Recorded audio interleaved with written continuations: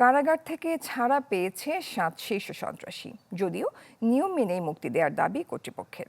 তবে কারামুক্ত হলেও তাদের নজরদারিতে রাখার কথা জানিয়েছেন ডিএমপি কমিশনার।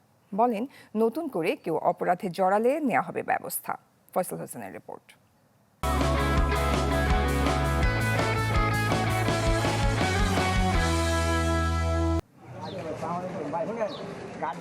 শেখ হাসিনা সরকারের পতনের 1 মাসের মধ্যেই কারাগার থেকে মুক্তি পেয়েছে 7 শীর্ষ সন্ত্রাসী।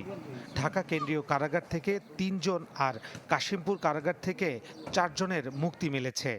এদের মধ্যে সুইডেন আসলাম, কিলার আব্বাস, ফ্রিডম রাসু ও পিচ্চি হেলাল অন্যতম।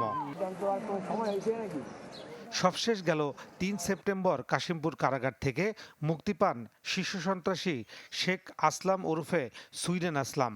হত্যা মামলা সহ একাধিক মামলায় বন্দী ছিলেন 1.5 যুগেরও বেশি সময়।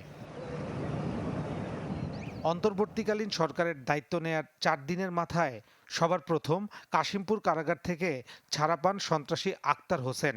পরদিন 21 বছর পর একই কারাগার থেকে মুক্তি পান আব্বাস ওরফে কিলার আব্বাস। 13 আগস্ট ঢাকা কেন্দ্রীয় কারাগার থেকে ছাড়া পান আরেক সন্ত্রাসী খোরশেদ আলম রাসু ওরফে ফ্রিডম রাসু। পরদিন একই কারাগার থেকে মুক্তি পান নাইম আহমেদ টিটন।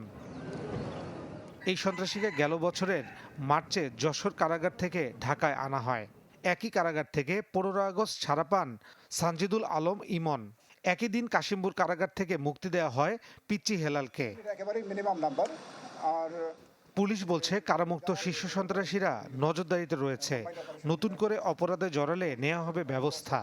যারা ইতিমধ্যে মুক্তি পেয়েছেন তারা দীর্ঘ জেল টার্ম করে তারা আদালতের আদেশের মাধ্যমে আসছেন, তো তারা আমাদের সার্ভিলেন্সে আছেন। তারা যদি নতুন করে অপরাধে যুক্ত হন, অবশ্যই নতুন করে আইনের ব্যবস্থা হবে। কারা কর্তৃপক্ষের দাবি, সব নিয়ম মেনেই তাদের মুক্তি দেওয়া হয়েছে। আমাদের কাছে সবাই স্বাভাবিক বন্দী হিসাবে আসে। তো বিভিন্ন সময় বিভিন্ন সরকার বা বিভিন্ন প্রতিষ্ঠান একজনকে একভাবে আখ্যায়িত করে। তো এইভাবে যারা নৌন সেই হিসাবে আমাদের কাছে আমরা জানি যে পর্যন্ত প্রায় 7 জনের মতো কারাগার থেকে মুক্তি পেয়েছে। দীর্ঘ সময় কারাবন্দির পরও অপরাধ জগৎ ছেড়ে স্বাভাবিক জীবনে তাদের ফেরা নিয়ে সন্দিহান অনেকের। ফয়সাল হোসেন, চ্যানেল 24, ঢাকা।